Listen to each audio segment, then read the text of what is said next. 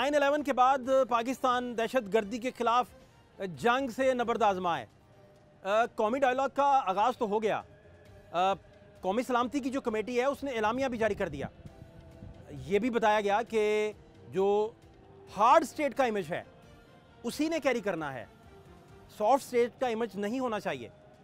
और good governance ना होने की वजह से सारे मसाइल हैं, आपका नेक्टा फाल नहीं है, आपका नेशनल एक्शन प्लान जो है उस पर अमल दरामद फाल नहीं है। जाफर एक्सप्रेस के दिलखराश सानहे के बाद कौमी डायलॉग का आगाज़ हुआ।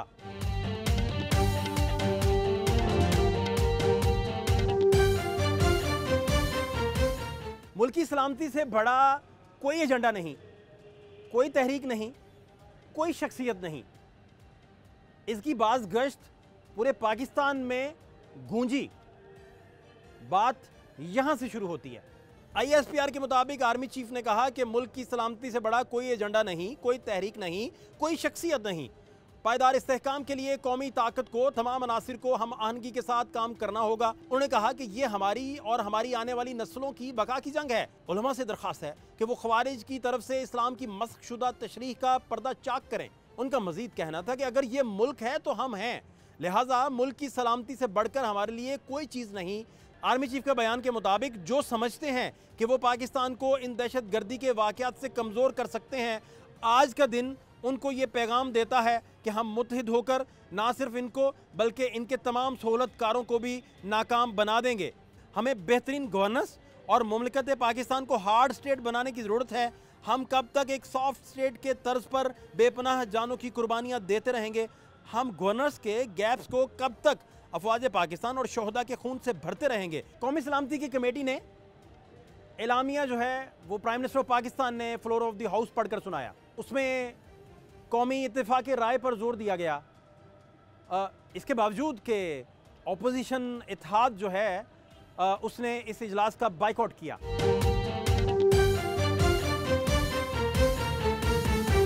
कॉम्प्रेस जमातों ने और इसके साथ साथ तहरीक तहफ़्ज़ुज़ आईन पाकिस्तान के बैनर के तले जितनी जमातें ऑपरेट कर रही हैं, महमूद खान अचकज़ई साहब से लेकर तहरीक इंसाफ और ये सारे लोग, इनका कहना था कि बानी PTI जो हैं उनको पेरोल पर रिहा किया जाए, मुलाकात की इजाज़त दी जाए। लेकिन जो एलामिया आया उस एलामिया में इसी बात पर जोर दिया गया कि कौमी डायलॉग के लिए कौमी इत्तेहाद की बहुत सख्त ज़रूरत है। कौमी सलामती की पार्लिमानी कमेटी ने दहशत गर्दी की हालिया कार्रवाइयों की वाज़े अल्फाज में मज़म्मत की और मुतासरा ख़ानदानों के साथ गहरी यकजहती का इजहार किया। कमेटी ने इंसदाद दहशत गर्दी ऑपरेशन के इनकाद में सिक्योरिटी फोर्सेस, कानून नाफिज करने वाले इदारों की बहादुरी और पेशा वराना महारत को सराहते हुए दहशत गर्दी को इनकी तमाम शक्लों में ख़त्म करने के लिए पाकिस्तान के गैर मुतज़लज़िल अज़्म का इआदा किया। कमेटी ने रियासत को पूरी ताकत के साथ इस खतरे का मुकाबला करने के लिए स्ट्रेटजिक और एक मुत्तफ़िक़ा सियासी अज़्म पर जोर देते हुए इंसदाद दहशत गर्दी के लिए कौमी इत्तेफाक की ज़रूरत पर जोर दिया। कमेटी ने दहशत गर्दों के नेटवर्क को ख़त्म करने, लॉजिस्टिक सपोर्ट के इंसदाद और दहशत गर्दी और जराइम के गठजोड़ को ख़त्म करने के लिए नेशनल एक्शन प्लान और अज़्म इस्तेहकाम की हिकमत अमली पर फौरी अमल दरामद पर जोर दिया। कमेटी ने प्रोपेगेंडा फैलाने, अपने पैरोकारों को भर्ती करने और हमलों को मरबूत करने के लिए दहशत गर्द ग्रुपों की जानिब से सोशल मीडिया प्लेटफॉर्म्स के ज़रिए बढ़ते हुए गलत इस्तेमाल पर तशवीश का इजहार किया और इसकी रोकथाम के लिए इक़दामात पर जोर दिया। नेशनल एक्शन प्लान जब बना, प्राइम मिनिस्टर उस वक्त नवाज शरीफ थे। नेशनल एक्शन प्लान के मुतालिक तफसील से डिस्कशन हुआ, डायलॉग हुआ, कौमी इत्तेफाक राय बना और फिर उस पर उस वक्त इम्प्लीमेंट ना शायद हो सका। नेशनल एक्शन प्लान जिसके गिर्द दहशत गर्दी के वाक़यात की लहर का तदारुक घूमता है, वो बेसिकली क्या है? सज़ा याफ्ता दहशत गर्दों को सज़ाए मौत पर अमल दरामद किया जाएगा। 2 साल के लिए फौजी अफसरान की सरबराही में खुसूसी अदालतों का क़याम अमल में लाया जाएगा। सियासी और मजहबी जमातों समेत अस्करियत पसंद ग्रोहों के अस्करी और मुसल्लह विंग्स का खात्मा किया जाएगा। नेक्टा को मजबूत और मौसर बनाया जाएगा। इंतहा पसंदी, फ़िरका वारियत और अदम बर्दाश्त की तशहीर करने वाले नफरत अंगेज़ तकारीर और मवाद के खिलाफ मुकम्मल कार्रवाई की जाएगी। दहशत गर्दों और दहशत गर्द तंजीमों की माली इमदाद रोकने के लिए इकदाम किए जाएंगे। कालेदम तंजीमों को किसी दूसरे नाम से भी काम करने से रोका जाएगा।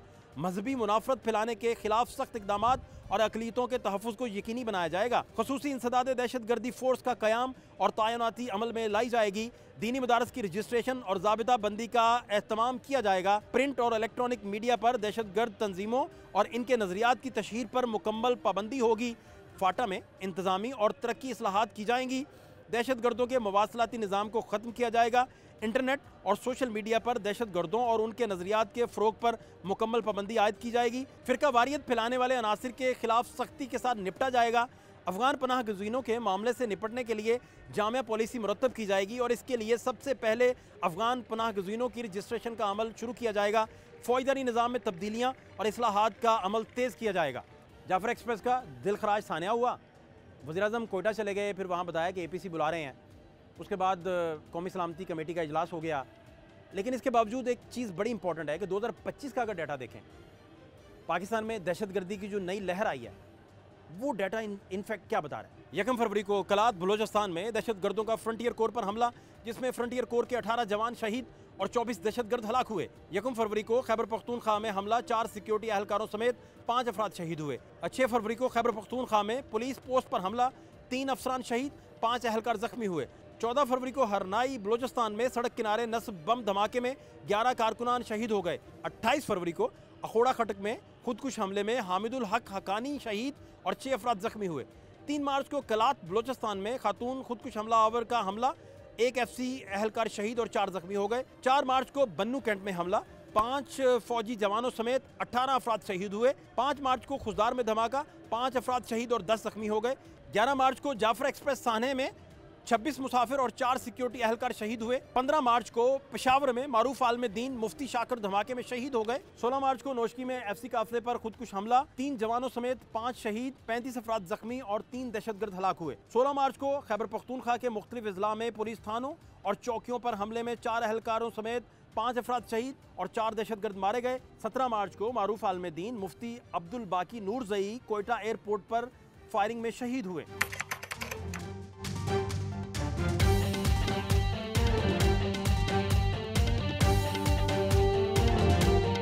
मुस्लिम लीग ज़िया के सरबरा एजाजुल हक के पास चलते हैं। जो कौमी सलामती कमेटी का इजलास था, एजाजुल हक वहाँ मौजूद भी थे। वहाँ क्या गुफ्तगू हो रही थी, क्या डिस्कशन हो रहा था, क्या तजावीज़ दी जा रही थी, उन्हीं से जानते हैं।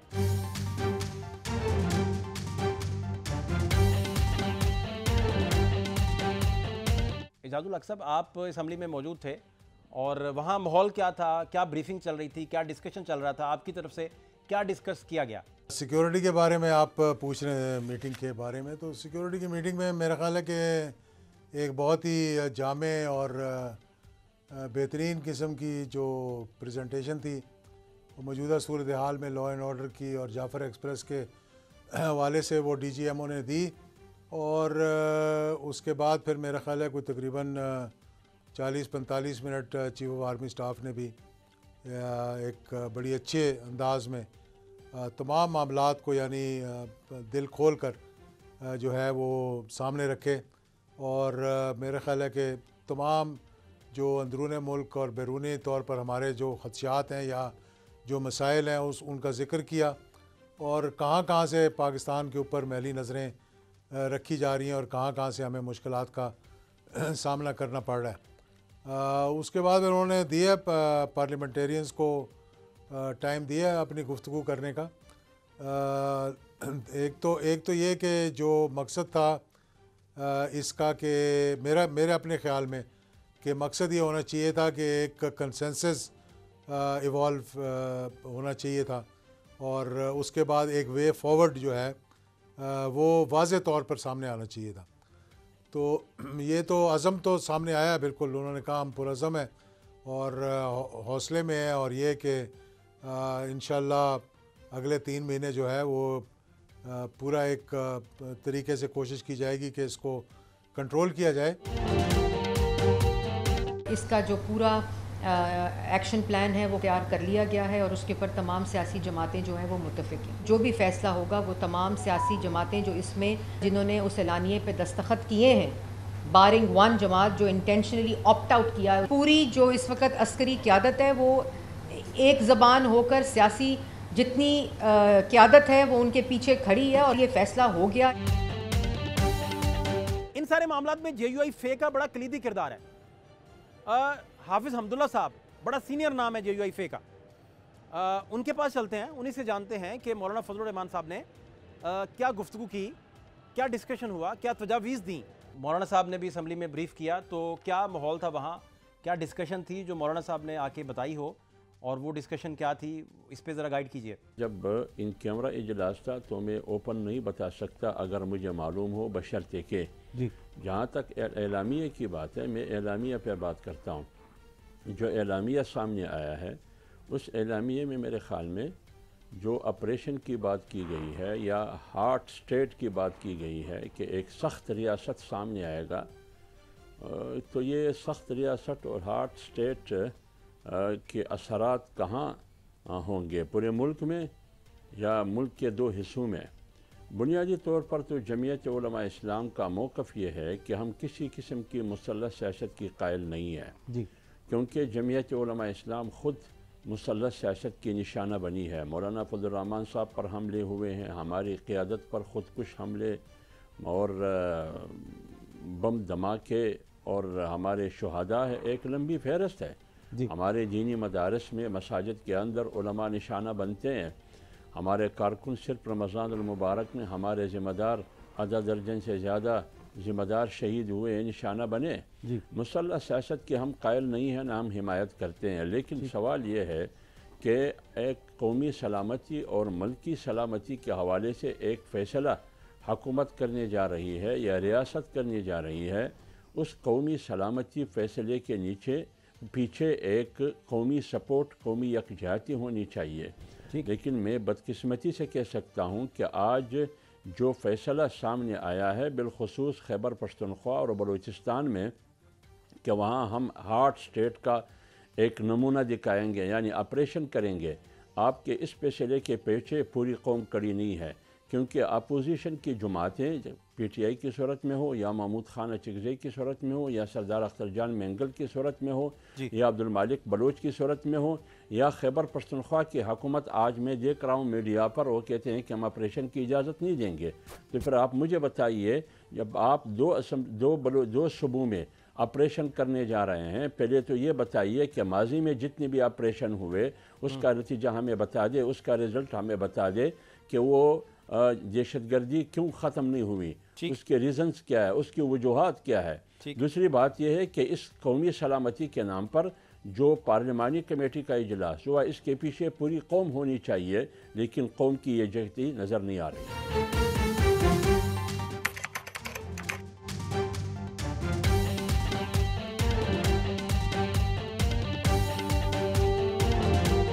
सबको तो एक पेज पे होना होगा, और पाकिस्तान तहरीक इंसाफ का तो पहले से मौके पे कि जब दहशतगर्दी की बात आ जाती है तो पूरे कौम को एक पेज पे होना चाहिए। कि मेरी तो सजेशंस यही थी कि आप असम्बली के इजलास में सारा कुछ ब्रीफिंग कर दे, बजाय इसके कि आप कमेटी में कर लें। लेकिन शिरकत न करने का फैसला ये भी पार्टी का फैसला था, और एक असूली मौके पर कि इतनी बड़ी लीडर को आप बाहर न रखें। तहरीक इंसाफ के सीनियर रहनुमा फैसल चौधरी साहब के पास चलते हैं। ये मंगल के रोज़ जिस दिन कौमी सलामती का इजलास हो रहा था, ये इमरान खान साहब से मिले भी, वहाँ क्या डिस्कशन हुआ, क्या बात हुई, उनसे जानने की कोशिश करते हैं।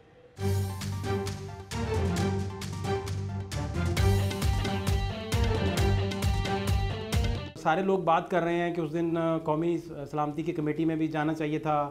आपका अपना एक नैरेटिव भी है पार्टी का, फिर तहरीक तहफ़्ज़ुज़ आईन पाकिस्तान जिसका आप हिस्सा हैं उसका भी एक नैरेटिव है। तो ओवरऑल उधर जो माहौल रहा, जो डिस्कशन हुई, वो आप तक भी पहुंची। आपके कुछ इत्तेहादी, मौलाना फजलुर रहमान साहब भी वहाँ मौजूद थे, दीगर लोग भी कुछ मौजूद थे। तो क्या सर आपका फील है इस स्टेज पे इन सारे मामलों को देखते हुए?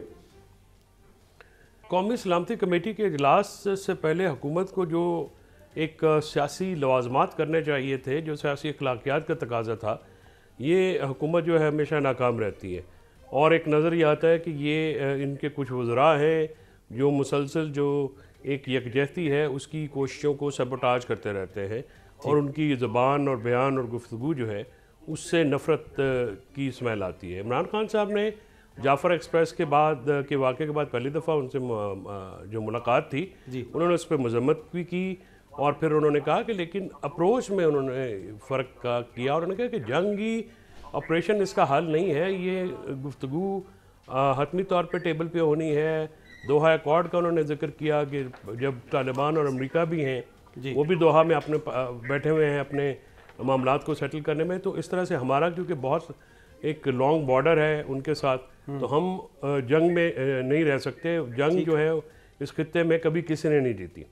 तो ये मामला जो हैं इस पे अप्रोच का डिफरेंस है। दूसरा देखिए, आपने ताउन लेना है और पॉलिटिकल कंसेंसस करना है, इमरान खान साहब को एंगेज तो करना पड़ेगा ना। आप उनको एंगेज किए बगैर पाकिस्तान की सबसे बड़ी पार्टी जो फेडरेशन की वाहिद नुमाइंदा पार्टी है उसको आप एंगेज नहीं करें और आप उनके घुटने उनके गर्दन पर रख के आप हमें कहें कि ताउन दें, तो ऐसा तो मुमकिन नहीं हो सकता।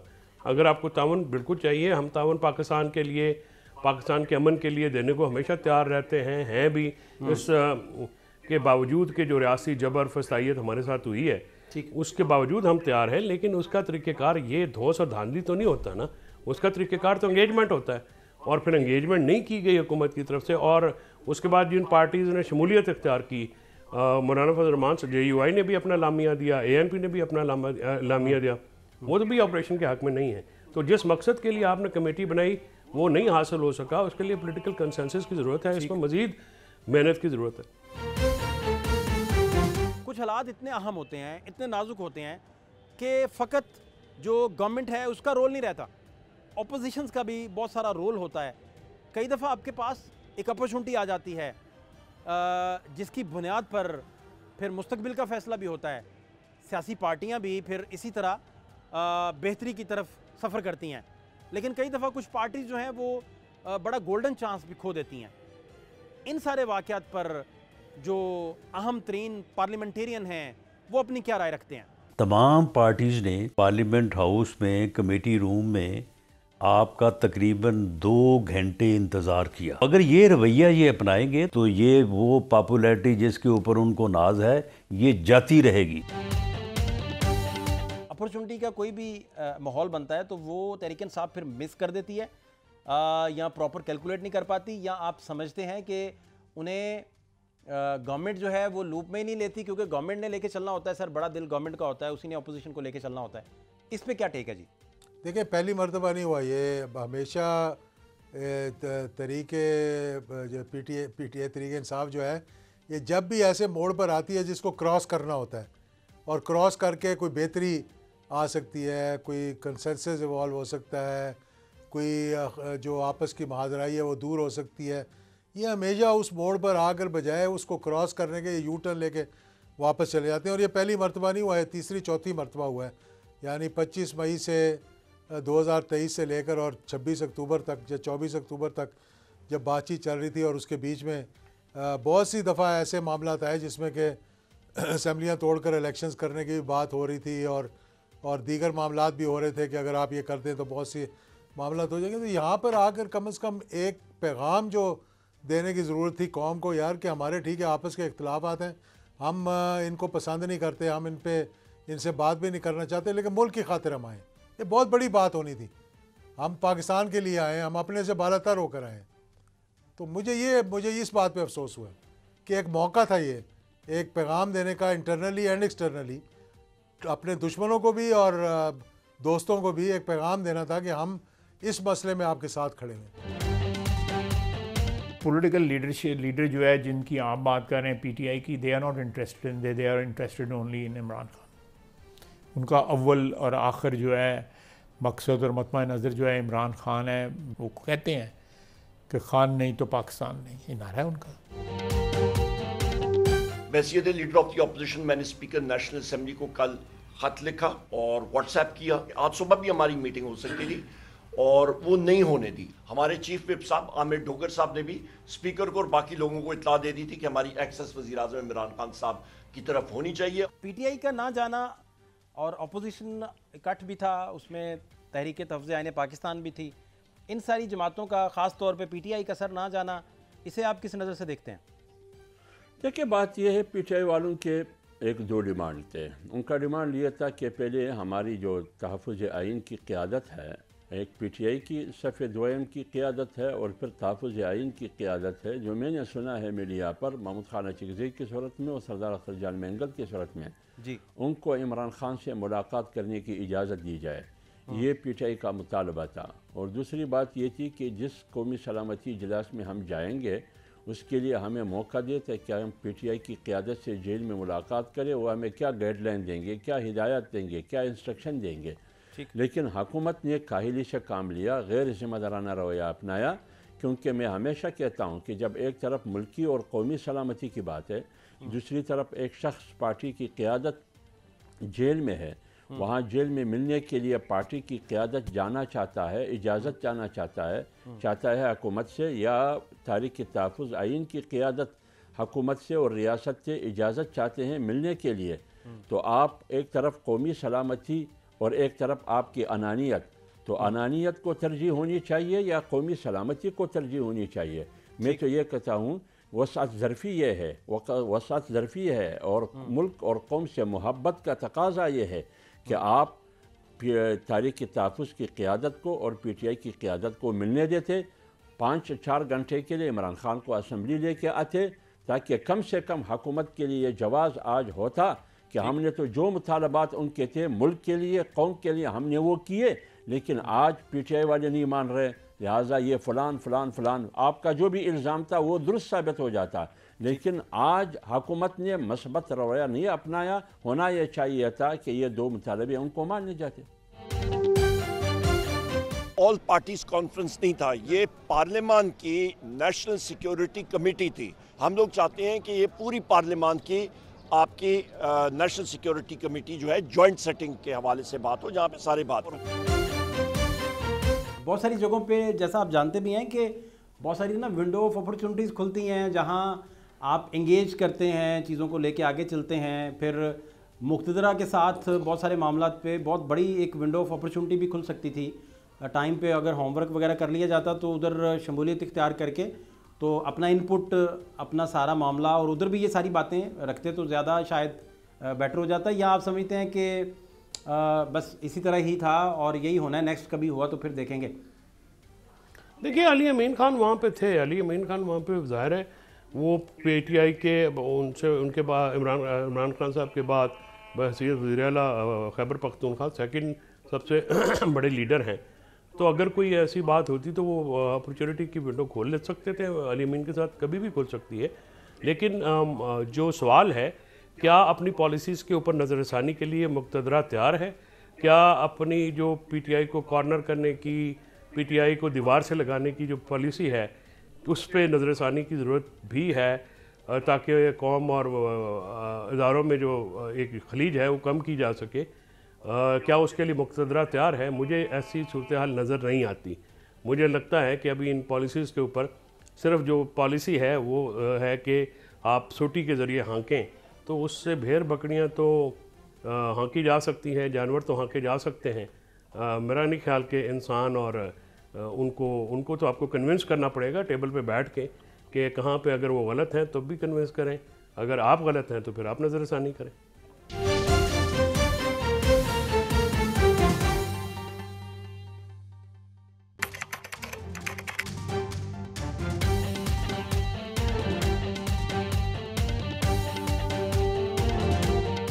साउथ एशिया रीजन के तजर्बे को लेकर और 3 दफ़ा के प्राइम मिनिस्टर नवाज शरीफ साहब जो हैं वो कौमी सलामती के इजलास में यानी कमेटी में मौजूद नहीं थे। इसकी बुनियादी वजूहात फिर क्या हो सकती हैं? बहुत सारी कॉम्प्रेस जमातें भी यहाँ नहीं थी, तो फिर नेशनल डायलॉग जब नहीं बना तो फिर दहशतगर्दी के ख़िलाफ़ जंग में गवर्नमेंट जो है वो कैसे कामयाबी हासिल करेगी? बड़ा इंतहाई अहम तरीन नुक्ता है। नवाज शरीफ से बेहतर कोई और शख्स नहीं था कि इजलास के लिए, और उसकी वजह यह कि वो 3 दफ़ा का वज़ीर आज़म रहा है। उसी नवाज शरीफ ने आपके जो एटमी कुव्वत इस मुल्क को बनाया है, नवाज शरीफ की पार्टी, उसके भाई जो वज़ीर आज़म पाकिस्तान है और उनकी बेटी जो वज़ीर आला पाकिस्तान है, उनकी गाइडेंस और लीडरशिप के अंदर मेरी ज़ाती राय है कि नवाज शरीफ साहब को वहाँ पर मौजूद होना चाहिए था। उनसे माकूल और तजर्बाकार इंसान या शख्स इस मीटिंग में कोई और नहीं हो सकता था। अब नवाज शरीफ साहब वहाँ नहीं है, मेंगल साहब वहाँ नहीं है, महमूद खान अचकज़ई नहीं है, बाकी कॉम्प्रेस जमातें नहीं हैं, बहुत सारे तहरीक तहफ़्फ़ुज़ आइन पाकिस्तान के अम्ब्रेला के तले जितनी जमातें हैं वो सारी एजाजुल हक साहब जब नहीं है मौजूद तो फिर कौमी इत्तेहाद ही नहीं है, तो फिर नेशनल डायलॉग नहीं है, तो फिर लोकल सपोर्ट कैसे मिलेगी? दहशतगर्दी के खिलाफ आप नबर्द आज़मा होने के लिए कैसे कोई हिकमत अमली अडॉप्ट कर सकते हैं, क्या करेंगे? देखें, अब ये कंसेंसस इवॉल्व करने वाली बात तो नहीं है ना। ये तो बात है कि उनकी जमात जो है उनसे मुलाकात करे और वापस आए, और इसका सारा जो मैं समझता हूँ कि जो निचोड़ निकलना चाहिए था वो वे फॉरवर्ड था।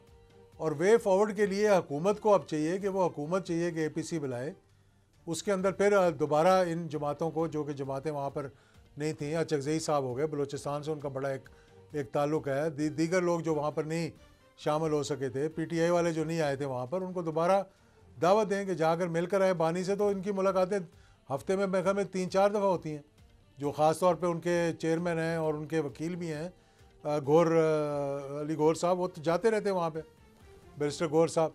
तो वहाँ जाकर गुफ्तगू करके वापस आएँ, और फिर प्राइम मिनिस्टर का अब ये काम है कि इसका फॉलो अप जो है वो देखें किस तरह करना है। देखिए, बहुत से मसाइल जो हैं वो हल करने वाले हैं, इसमें ये नहीं। अब गंडापुर साहब कह रहे हैं अगर ऑपरेशन नहीं होना तो गंडापुर साहब से पूछें कि आपने जिन दहशतगर्दों को पकड़ा उनको सजाएं कैसे देनी है आपने।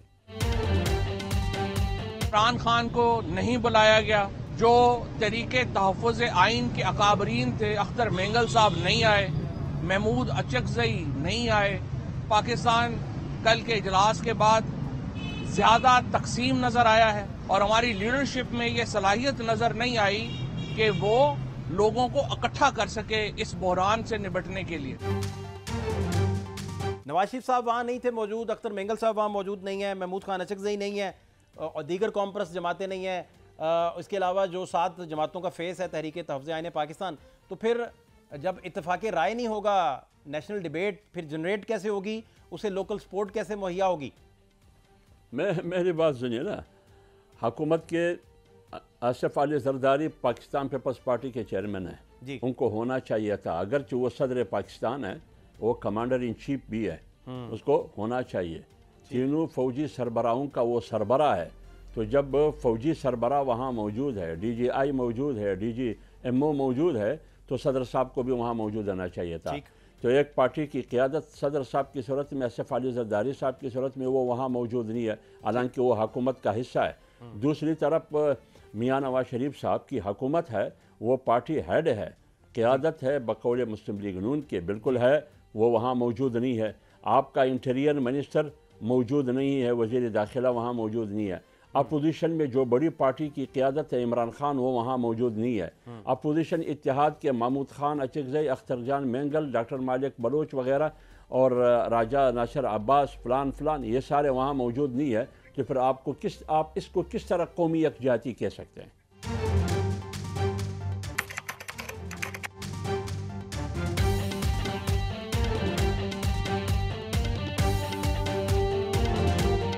मुत्तहिदा अपोजिशन का कहना था कि ये बात जॉइंट सेशन की तरफ जानी चाहिए, कमेटी की तरफ नहीं, और फिर उनका बानी को लेकर एक मुतालबा भी था। मेरा तो ख्याल है कि आज तो कौमी सलामती कमेटी का इजलास भी करवाने की आपको जरूरत नहीं है। आज ज्वाइंट सेशन बुलाएं, इमरान खान साहब को पैरोल पर लेकर आए, इमरान खान साहब तक तमाम लोगों की रसाई दें, ताकि ग्रैंड डायलॉग के जरिए पाकिस्तान के मसाइल का हल हो सके।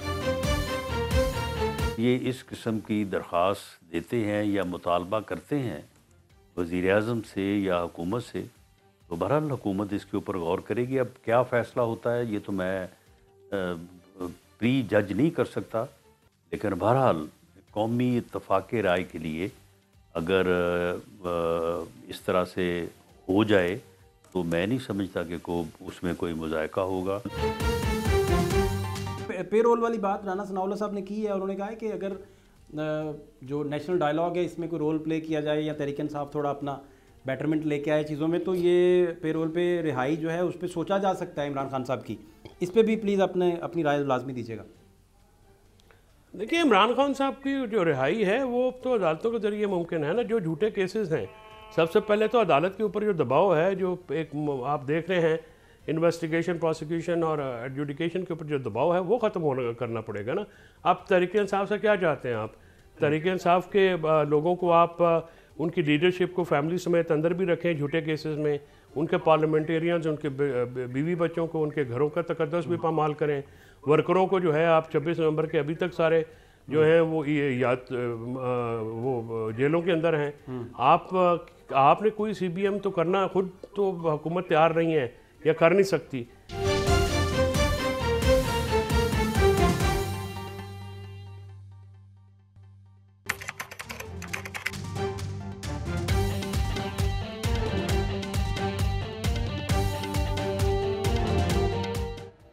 तहरीक इंसाफ की स्टेटेड पोजीशन है कि वो किसी ऑपरेशन की हिमायत नहीं करेंगे।